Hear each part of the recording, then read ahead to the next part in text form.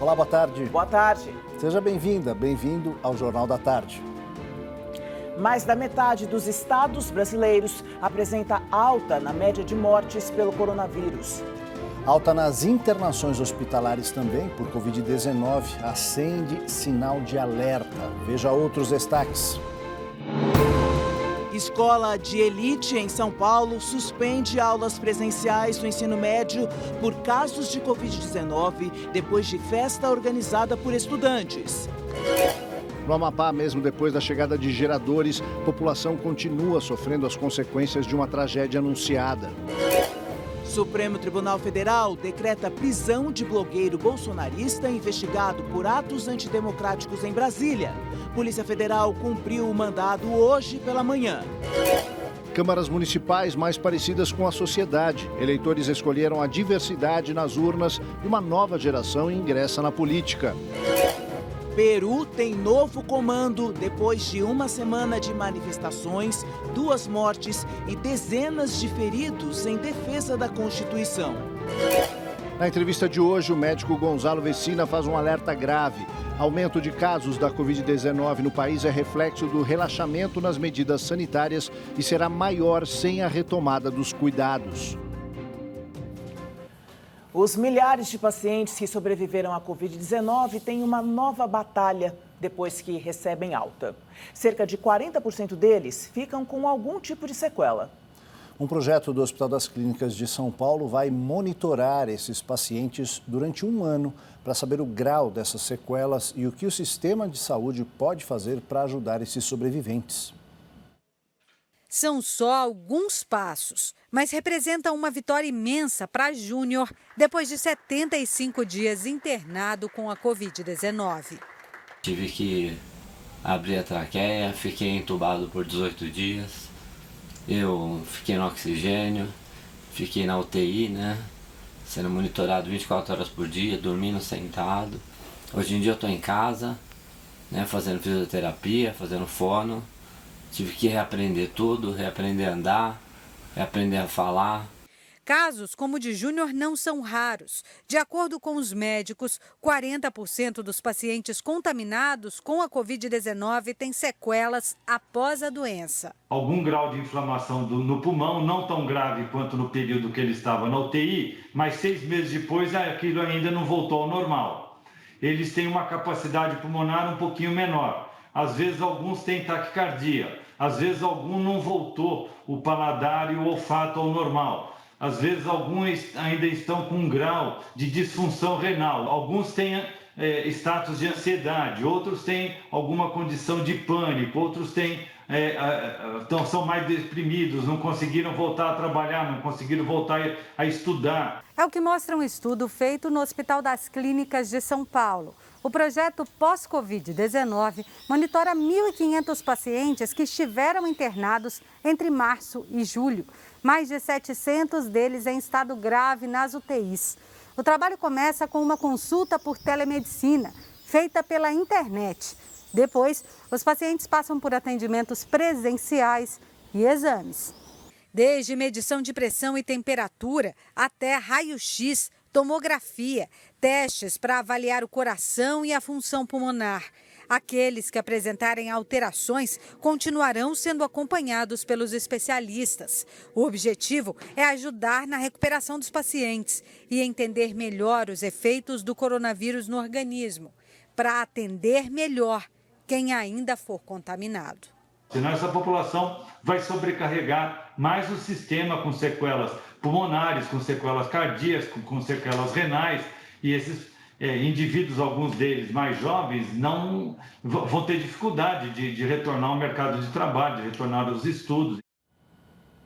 E ainda nesta edição, uma entrevista exclusiva com o médico sanitarista e professor da Faculdade de Saúde Pública da USP, Gonzalo Vecina. Ele faz um importante alerta sobre o aumento no número de casos de Covid-19 no país. Uma das escolas mais tradicionais estrangeiras aqui em São Paulo suspende as aulas presenciais por causa do aumento do número de casos de Covid entre os alunos. Segundo carta enviada aos pais, teria sido causada por festas com centenas de adolescentes de vários colégios durante este mês. A Graduate School fica no bairro do Morumbi, na zona sul de São Paulo. De acordo com a carta enviada aos pais, à qual o jornal Estado de São Paulo teve acesso, houve um aumento no número de casos positivos, impedindo a capacidade da escola de permanecer com o ensino presencial. A direção também informa na carta que 6 alunos teriam testado positivo numa única semana e 17 professores também estariam com suspeita de contaminação. De acordo com o jornal, mais de 150 estudantes da Graduate participaram de 3 festas no começo do mês. Um destes eventos teria recebido 400 estudantes de várias escolas. Uma festa com mais de 200 jovens de outros colégios da classe média alta, como Bandeirantes e Dante Alighieri, também estava sendo programada para o sábado passado. Convites eram vendidos por grupos de WhatsApp e custavam cerca de R$ 150. Fundada em 1920, a Graduate School abriga alunos da classe alta da cidade, como filhos de diplomatas, grandes empresários, artistas e muitos estrangeiros. Uma parceria entre o SUS e o Hospital Albert Einstein quer ajudar centenas de portadores de doenças raras a conseguirem um diagnóstico correto em pouco tempo. Pesquisadores vão mapear os genes de 5.000 pacientes de todo o país. Uma doença é classificada como rara quando acomete 1 em cada 2.000 pessoas. O índice aparentemente pequeno ganha corpo em um universo de 9.600 patologias. Só no Brasil, 13 milhões de pessoas sofrem de doenças raras, problema que impacta também as famílias. Quando a gente fala de salvar a vida de uma pessoa, na verdade, você pode colocar mais no mínimo uns 4, que é a vida da família que vai ficar envolvida em toda a dinâmica para cuidar daquela pessoa. Então, tudo que vem precocemente para que a gente entenda com o que a gente está lidando é fundamental para a gente mudar o curso natural daquilo que está programado pela doença. Uma parceria entre o Hospital Israelita Albert Einstein e o Ministério da Saúde vai mapear o genoma de 5.000 pacientes até 2023. Estima-se que entre 60% e 80% das doenças raras sejam causadas por fator genético. E por isso, o trabalho deve trazer avanços em diagnósticos e tratamentos. Esse gargalo genético talvez seja o principal obstáculo no diagnóstico das doenças raras. Doença rara geralmente passa de 7 anos, em média 7 anos para chegar no diagnóstico. Visitam 7 ou 8 médicos, em média, para poder chegar nesse diagnóstico, por serem incomuns, né? Então, nesse projeto, a gente acha que o diagnóstico vai poder ser feito em média de 60 a 90 dias. 17 centros de referência espalhados pelo país farão parte do projeto piloto, que pode até ser implantado de forma permanente no Sistema Único de Saúde. Tudo que vier a favor dessas pessoas para que a gente possa ter um diagnóstico precoce e assim poder cuidar dessas crianças logo que elas começam a mostrar os sinais ou até mesmo antes deles, é fundamental para que elas tenham uma qualidade de vida e até mesmo a vida em vida. E começam a valer hoje as novas mudanças da Zona Azul na capital paulista. E quem nos traz mais informações é a repórter Vanessa Lorenzini. Boa tarde, Vanessa.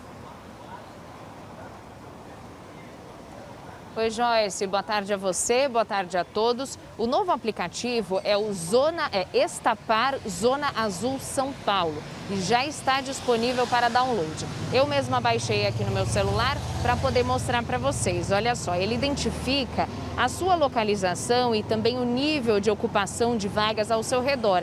Tá tudo verde assim porque aqui na região onde eu estou há uma boa disponibilidade de vagas. Os preços permanecem o mesmo, são R$ 5,00 por hora, com um limite de até 2 horas de estacionamento. E se você tiver crédito ainda em algum dos antigos aplicativos, você pode utilizá-los até fevereiro de 2021 ou optar pela portabilidade para o novo aplicativo. Há também um recurso que dá para você configurar um alerta para chegar uma notificação no seu celular 5, 10 ou 15 minutos antes do tempo do estacionamento expirar. E assim há a possibilidade de você renovar automaticamente e remotamente esse estacionamento. Então agora a Estapar é a única responsável pelas mais de 51.000 vagas de Zona Azul na cidade de São Paulo, que devem ser feitas, né? Esse pagamento deve ser feito somente através desse aplicativo Estapar Zona Azul São Paulo e essa concessão é válida por 15 anos. Joyce. Ok, Vanessa, obrigada pelas informações. Boa tarde. A Eletronorte começou a instalar os geradores termoelétricos que devem normalizar a distribuição de energia no Amapá após mais de 2 semanas de interrupções. A estatal recebeu até a noite de ontem 37 geradores vindos de Manaus. O objetivo é que os novos equipamentos possam produzir até 45 megawatts de energia elétrica. Aliados ao sistema já existente no estado, os geradores são capazes de garantir 100% da distribuição 24 horas por dia. Mesmo assim, ainda não há um prazo para que todas as estações comecem a funcionar. Em Macapá, manifestações contra a demora na solução do problema têm sido reprimidas pela polícia com balas de borracha e gás lacrimogêneo. Atualmente, 90% da população do estado vive em regime de rodízio de energia. Está uma situação tão crítica. Minha geladeira aqui, menino, eu acho que já até queimou já. Pra mim, eu acho que já queimou minha geladeira. De tanto ir e vindo. A gente acende velas para poder ficar até a luz chegar. Não sabemos se vai chegar daqui a 3 horas, 6 horas, mas é desse jeito a situação. O apagão já dura 15 dias e foi causado por um incêndio num transformador de uma subestação em Macapá. Os geradores são uma medida emergencial que será desativada quando um novo transformador entrar em funcionamento. De qualquer forma, a Eletronorte manterá os equipamentos no estado para situações emergenciais. Virada da Consciência Negra em São Paulo. Começa hoje a programação com shows e exposições gratuitas ao longo da semana. E a Joyce será uma das convidadas dessa abertura, né, Joyce? É isso mesmo, eu estarei logo mais à noite com o reitor José Vicente e outros convidados super interessantes na mesa de abertura para discutir diversas questões, assuntos do enfrentamento da questão racial aqui no Brasil. Vai ser muito interessante. Quem nos traz mais informações é a repórter Adriana Simino. Nós vamos conversar com ela agora. Boa tarde, Adriana.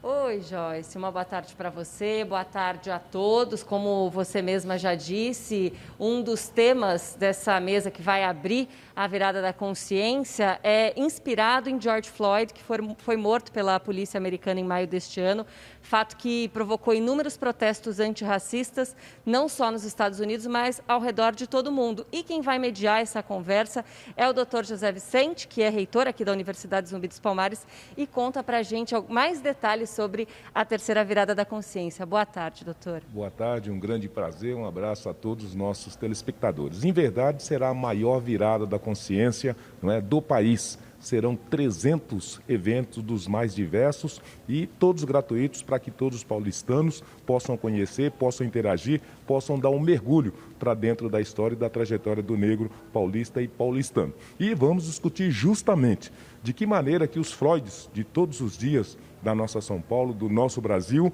também sofrem, também são violentados e também são preteridos na sociedade brasileira. O que fazer para que os Floyds do amanhã deixem de existir? Essa é a grande discussão que vai estar no nosso seminário logo mais, com a presença, inclusive, do advogado, do George Floyd, que vai estar conosco discutindo como é que foi a condução lá nos Estados Unidos e como é que a gente pode conduzir aqui no Brasil para que esses números de mortandade de jovens negros sejam página do passado. Discussão urgente, muito necessária. Obrigada pelas informações. Doutor, para você saber mais detalhes sobre a Virada da Consciência, que vai até domingo, dia 22, é só entrar no site viradadaconsciência.com.br. Obrigada, Adriana. Boa tarde. O ministro do Supremo Tribunal Federal, Alexandre de Moraes, decretou a prisão domiciliar do blogueiro bolsonarista Oswaldo Eustáquio. O comunicador estava impedido de sair de Brasília por ordem judicial, mas foi a São Paulo para divulgar supostas denúncias contra Guilherme Boulos. Oswaldo é investigado por ter disseminado notícias falsas e incentivar ataques a instituições democráticas. Estava em São Paulo para gravar e divulgar vídeos afirmando que o candidato do PSOL à prefeitura da capital havia contratado empresas laranjas durante a campanha.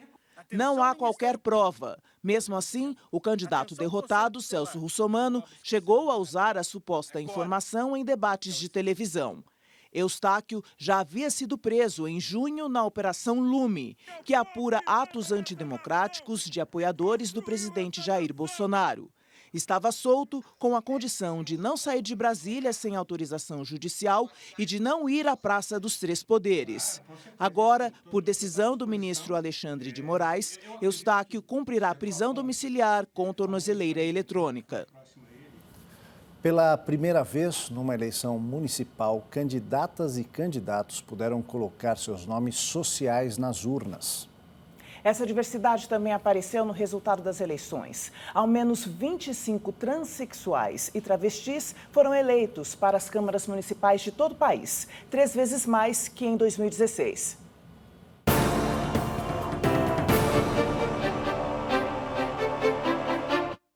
Duda Salabert, do PDT, teve a maior votação da história de Belo Horizonte, mais de 37 mil votos. É a primeira mulher trans eleita na capital mineira. Ela é professora de literatura e atua em causas ambientais. Em Niterói, a eleição da ativista Beni Brioli foi uma vitória para a comunidade trans. Já os paulistas elegeram Tami Miranda, do PL, e Érica Hilton, do PSOL, negra e trans, que foi a mulher mais bem votada. Com mais de 50 mil votos, ela ficou em 6º lugar no ranking geral. Nós não somos minorias em quantidade, somos minorias em direitos, em representatividade, mas precisamos cada vez mais ocupar esses lugares para que as pessoas comecem a enxergar o nosso corpo em um outro lugar, o nosso corpo tomando as decisões e saindo dos espaços de marginalidade, de abjeção e de desumanização. Em Curitiba, a população elegeu pela primeira vez uma mulher negra como vereadora, Carol D'Artora, do PT. O feito inédito também aconteceu em Vitória com Camila Valadão, do PSOL. Em Belém, Bia Caminha, do PT, conquistou nas urnas o título de vereadora mais jovem da cidade. Aos 21 anos, ela se define como feminista negra e bissexual. De voto em voto, as câmaras municipais começam a se parecer mais com a sociedade brasileira, coroando uma luta de muitos anos das minorias. Pessoas trans, mulheres negras, indígenas e movimentos coletivos conquistaram cadeiras no legislativo. O cidadão, a cidadã, quando olha para a sua Câmara dos Vereadores e vê exatamente um mar de homens brancos, né, percebe que aquilo não necessariamente os representa. O que a gente tem hoje é uma distorção. E a eleição desse ano corrige um pouco essa distorção. A expectativa agora é de como a política será daqui para frente e de que forma essa diversidade pode encabeçar projetos mais inclusivos e derrubar preconceitos. A oxigenação e a representatividade de categorias e grupos sociais que foram historicamente colocados às margens dos processos decisórios e excluídas, de certa maneira, das instâncias de poder. Então, é um momento muito importante para a democracia e conquistas sociais são muitas vezes relacionadas à própria luta democrática. Nem sempre o ativismo da sociedade civil chega ao legislativo. A cicloativista Renata Falzoni não conseguiu se eleger, mas vai manter a luta de 44 anos pelos direitos de quem caminha e de quem pedala em São Paulo. Dentro ou fora da Câmara, a gente vai continuar a demandar soluções que já estão, inclusive, previstas em projetos e que não saem do papel. O Tribunal Superior Eleitoral pediu que a Polícia Federal investigue o ataque hacker e o vazamento de dados sofrido domingo pela Corte. A invasão ao sistema do STE foi a terceira a uma instituição do governo apenas neste mês. O ataque em massa ao sistema de informática da Justiça Eleitoral partiu do Brasil, Estados Unidos e Nova Zelândia. Durante 18 minutos, foram registradas quase 500 mil conexões por segundo. As milhares de tentativas simultâneas de acesso provocaram uma falha conhecida como negação de serviço. Segundo o presidente do Tribunal Superior Eleitoral, o ataque não conseguiu ultrapassar as barreiras digitais de segurança. O TSE também identificou um vazamento de dados antigos de servidores e ministros aposentados. Uma investigação preliminar mostrou que as informações foram capturadas antes do dia 23 de outubro.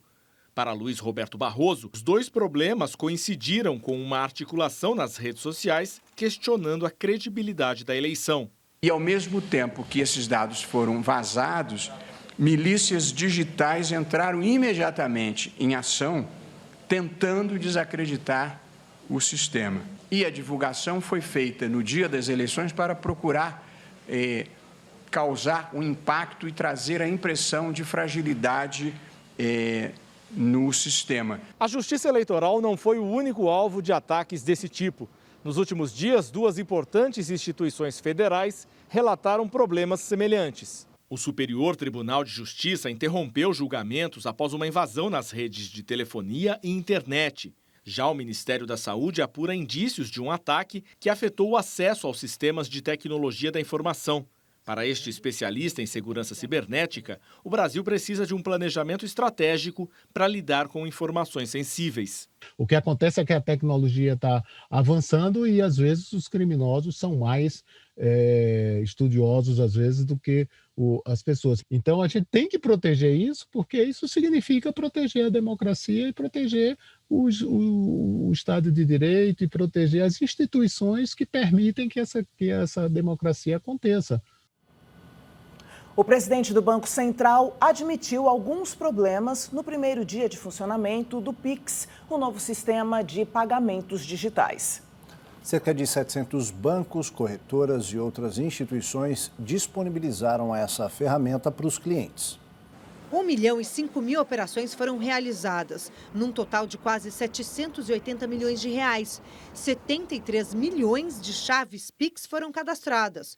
O Márcio já fez a dele. Os aplicativos do meu banco, eles já mudaram o layout, incluindo o Pix, mas eu ainda não fiz nenhuma transação com eles ainda não. Para usar o Pix, o primeiro passo é fazer o cadastro. Para isso, basta entrar no aplicativo ou no Internet Banking da instituição financeira que você tem conta e selecionar a opção Pix para registrar a chave. Pode ser, por exemplo, o número do telefone, o endereço do e-mail, o CPF, o CNPJ da empresa ou um QR Code. Essa chave só pode ser usada para essa conta. A operação é bastante simples. Para transferir uma quantia, você vai precisar da chave Pix de quem vai receber o dinheiro. É para esse endereço que você vai fazer a operação na opção Pix do aplicativo ou Internet Banking. Se é você quem vai receber, basta fornecer a sua chave para quem for te enviar algum valor. No Pix, a transferência do dinheiro é de graça, ao contrário das operações como o DOC e TED. O dinheiro cai na hora. O custo zero da tarifa pode empurrar para baixo valores de outros produtos bancários. E a redução das taxas pode ajudar a viabilizar pequenos negócios, segundo o presidente do Banco Central. Porque você consegue fracionar muito o pagamento em qualquer hora, em qualquer momento. Então, assim, você vai mudar e vai gerar, vai fomentar outros modelos de negócio. O Pix pode ser qualquer valor, pode ser uma coisa muito barata, né? Um sorvete, um refrigerante, você pode comprar um carro também no Pix se quiser. Ele admitiu problemas no primeiro dia. Tem algumas operações que não foram completas, sim. A gente está tendo um aperfeiçoamento ao longo do caminho. Nos próximos anos, o Pix deve abocanhar 20% do mercado de pagamentos eletrônicos do país. O próprio sistema vai crescer com novos entrantes. 1/3 da população adulta sequer tem conta, ou seja, eles trabalham com dinheiro. A expectativa do Banco Central é que reduza o número, né, a quantidade de dinheiro em circulação, como o papel moeda, e isso passe a se tornar eletrônico. Daqui a pouco, aqui no Jornal da Tarde, o presidente Jair Bolsonaro participa da cúpula dos BRICS e promete revelar países que compram madeira ilegal. Missão da NASA, primeira em parceria com o bilionário Elon Musk, chega com sucesso à Estação Espacial Internacional. A gente volta já.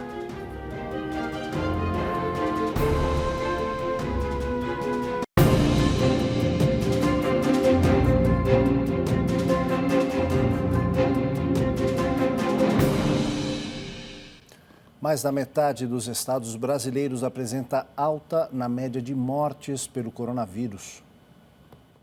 O país está próximo de 5.900.000 casos, com o maior aumento da média desde junho, 59% na última semana. São mais de 166 mil mortes, 34% a mais nos últimos 7 dias. A média de mortes cresce no Acre, Amapá, Rondônia, Roraima, Tocantins, Mato Grosso do Sul, Goiás, Distrito Federal, Pernambuco, Rio Grande do Norte, Paraná, Santa Catarina, Rio Grande do Sul, Espírito Santo, Minas Gerais e São Paulo. O estado está chegando a 1.170.000 casos. O governo adiou a reclassificação do Plano São Paulo, que poderia liberar mais atividades econômicas e sociais, porque o número de internações pelo coronavírus aumentou 18% nas redes pública e privada.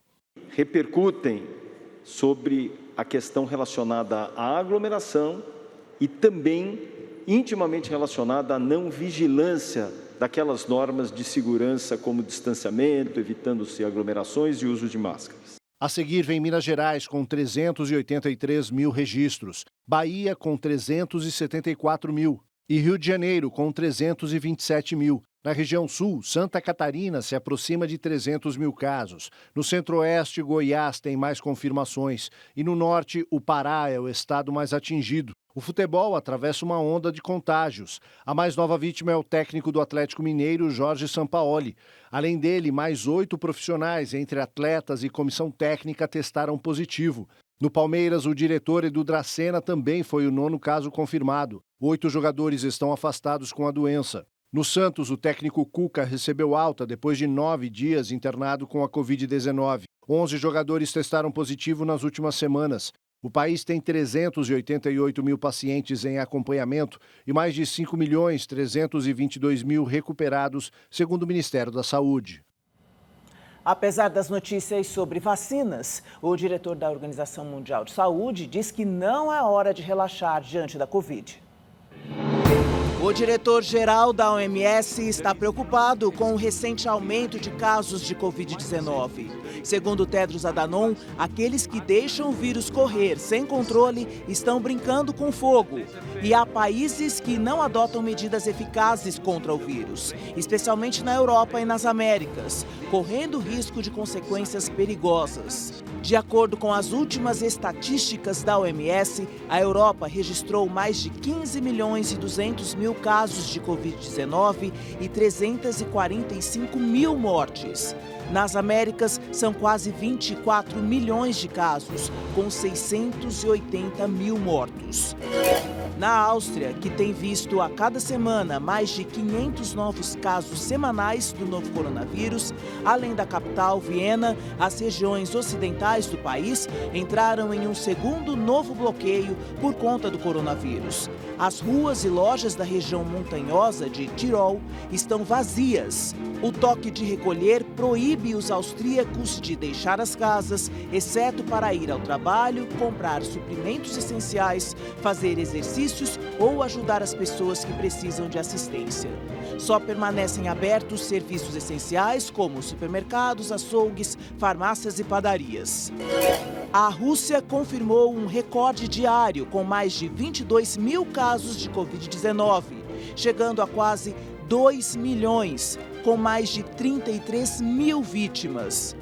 O Ministério da Saúde da Rússia diz que 84% dos leitos hospitalares estão ocupados. Milhares de policiais foram enviados a Atenas hoje para evitar reuniões geralmente realizadas para marcar o aniversário de um levante estudantil de 1973 contra a junta militar que então governava a Grécia. O país está sob bloqueio até o final do mês, enquanto as autoridades lutam para conter o ressurgimento do coronavírus, que causou mais de 76 mil casos e mais de 1.100 mortes, enquanto as unidades de terapia no país estão sobrecarregadas. E olha, ainda nessa edição, entrevista exclusiva com o médico sanitarista e professor da Faculdade de Saúde Pública da USP, Gonzalo Vecina. Ele faz um importante alerta sobre esse aumento no número de casos de Covid-19 aqui no país. O presidente Jair Bolsonaro participou agora pela manhã da 12ª cúpula dos BRICS. Além de Jair Bolsonaro, participaram de forma remota o primeiro-ministro da Índia, Narendra Modi, e os presidentes Vladimir Putin, da Rússia, Xi Jinping, da China, e Cyril Ramaphosa, da África do Sul.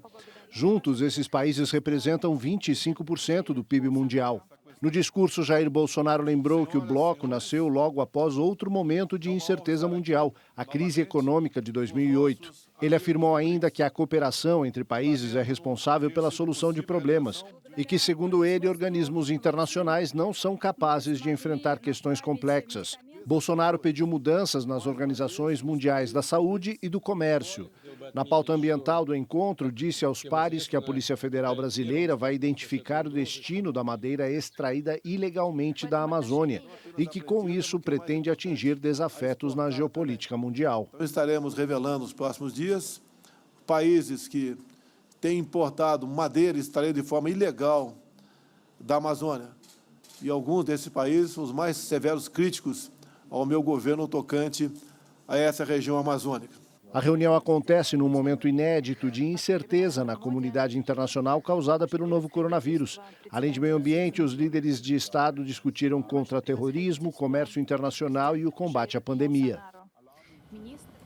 O Congresso do Peru coloca um parlamentar de centro para liderar o país e tentar reduzir a tensão política e social exercida principalmente pela juventude peruana depois da destituição de Martín Vizcarra na semana passada. Francisco Rafael Sagasti, um centrista do Partido Morado, conquistou o consenso e os votos suficientes para liderar a direção do Congresso Unicameral do Peru. Engenheiro de 76 anos, ele passou décadas em instituições governamentais e ocupou um cargo no Banco Mundial. Logo após a votação, Sagasti fez o juramento de se tornar presidente do Congresso. Sagasti não foi empossado como presidente do Peru, mas como chefe do Congresso se torna chefe do país por omissão, depois da saída de 2 presidentes. O centrista Martín Vizcarra e o líder interino Manuel Merino, cuja posse gerou protestos e violência, onde 2 jovens morreram e centenas ficaram feridos. A crise recente começou quando Vizcarra, que se chocava com o Congresso pela sua postura anticorrupção, foi retirado do cargo na semana passada devido a alegações de corrupção, que ele nega. O principal tribunal do Peru também começou hoje a debater se o impeachment e o afastamento de Vizcarra foram constitucionais, o que pode abrir as portas para seu retorno ao poder. A reviravolta política aumenta as incertezas enfrentadas pelo Peru, país que é o 2º maior produtor de cobre do mundo e já vive bastante abalado pela Covid-19 e pela pior retração econômica em um século. Os 4 astronautas que viajaram ao espaço com a cápsula da empresa privada SpaceX entraram na Estação Espacial Internacional. A viagem foi completada com sucesso nesta madrugada. Os 4 astronautas, 3 americanos e um japonês, chegaram bem à Estação Espacial Internacional e foram recebidos com festa pelos 3 membros da tripulação, 2 russos e uma americana. Eles ficarão no espaço por 6 meses para fazer experiências científicas, como o papel da microgravidade na saúde humana e o cultivo de alimentos fora da Terra. 2, 1, 0. Ignition. O lançamento da cápsula com o foguete SpaceX Falcon foi domingo, em Cabo Canaveral, na Flórida. Esta é a primeira missão tripulada da NASA com a empresa do bilionário Elon Musk. Cada astronauta enviado ao espaço custa 55 milhões de dólares. A parceria abre uma nova possibilidade para a Agência Espacial Norte-Americana, que por quase uma década dependeu da Rússia para chegar à Estação Espacial Internacional. Depois do intervalo, aqui no Jornal da Tarde, um alerta grave sobre o aumento do número de casos de Covid-19 no país. Na entrevista exclusiva de hoje, o médico sanitarista e professor da Faculdade de Saúde Pública da USP, Gonzalo Vecina, fala sobre a redução do número de leitos nos hospitais públicos e a escalada da doença. A gente volta já.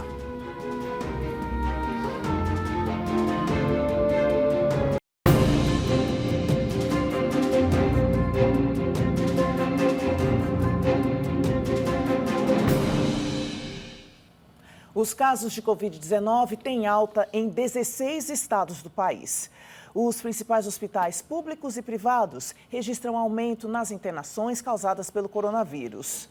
O sistema público reduziu os leitos disponíveis para a doença, um cenário preocupante. Pois é, bem preocupante. A gente acabou de falar, a Europa e a Ásia vivem uma segunda onda. Não à toa, o governo federal prorrogou na semana passada uma portaria que limita a entrada de estrangeiros no país por via aérea, marítima e terrestre.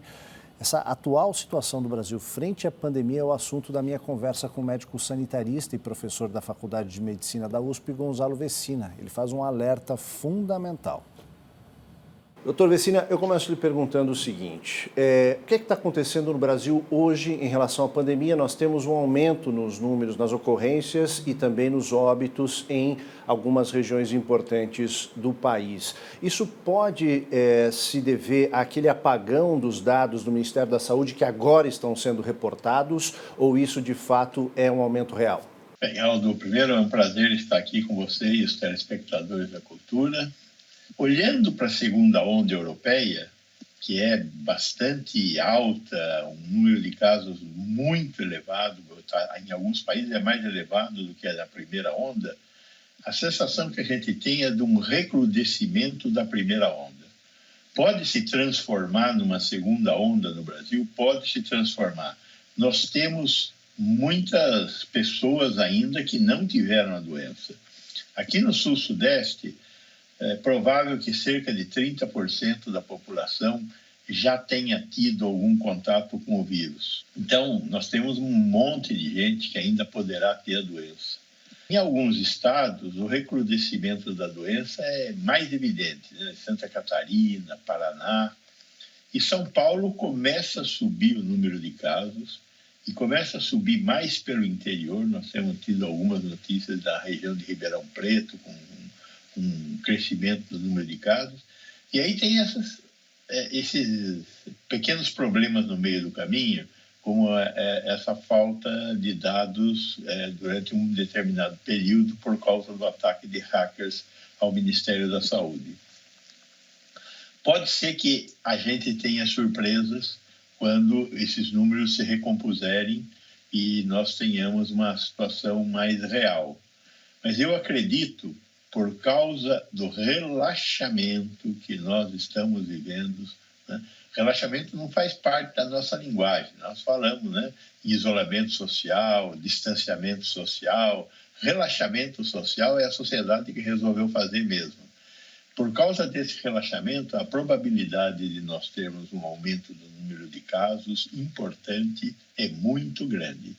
Inclusive, acho que os diversos planos, em particular o de São Paulo, que nós temos desenhado, terão que ser revisitados. Agora, alguns hospitais, inclusive privados aqui na cidade de São Paulo, têm notificado um aumento na ocupação de UTIs, o que realmente preocupa. Isso é um indicativo importante? Eu tenho conversado com os diretores dos 5, 6 hospitais mais importantes da cidade de São Paulo. E todos estão com uma lotação quase igual ao do início da crise.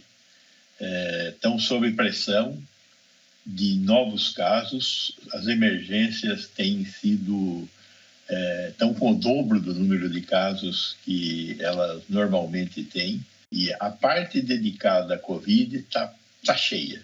Né? Os hospitais, os grandes hospitais, os 5, 6 grandes hospitais privados estão nessa condição. E isso começa a acontecer também em hospitais públicos. Então, é real que nós estamos frente a um aumento do número de casos. E era esperado que tivesse esse aumento. Por que era esperado? Porque nós relaxamos muito. Existe muita gente na rua, existe muita atividade que foi retomada sem muito cuidado. E quem que é a clientela? A clientela são jovens. Ah, bom, então não tem tanto problema.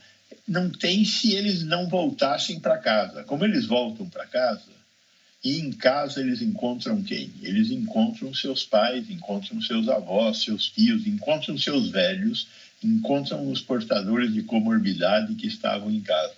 Então, há uma preocupação no ar, sem dúvida, até porque também o setor público desativou muitos leitos. Né? Os hospitais de campanha foram praticamente todos fechados e parte dos leitos que foram transformados foram desativados. Né? No Brasil, eu não sei em São Paulo quanto foi, mas no Brasil nós chegamos a desativar 65% do total de leitos que foram incorporados ao SUS. Isso é bastante grave. Doutor Vecina, para terminar, diante desse aumento e dessa redução de leitos que o senhor acaba de indicar, 65% no setor público, o que é urgente fazer neste momento? Bom, eu acho que é urgente nós revisitarmos os planos de flexibilização de possibilidade de funcionamento. É basicamente isso. Não acredito que nós pudéssemos agora, neste momento, recomendar, por exemplo, um fechamento, um lockdown. Não.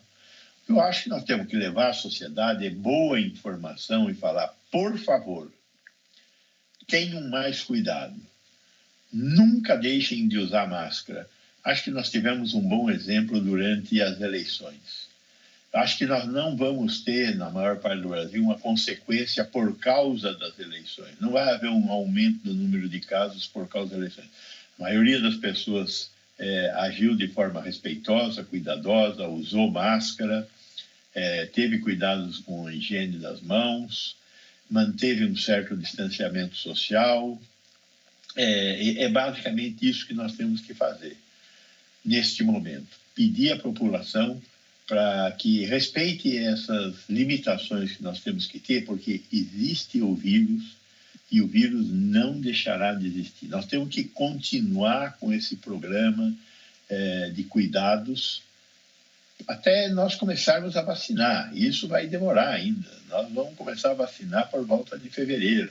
Doutor Gonzalo Vecina, muito obrigado pela participação aqui no Jornal da Tarde. Até uma próxima. Muito obrigado. Boa tarde a todos nós. O Jornal da Tarde termina aqui. Uma ótima tarde para você. A gente se encontra amanhã ao meio-dia. Até lá. Tchau, tchau.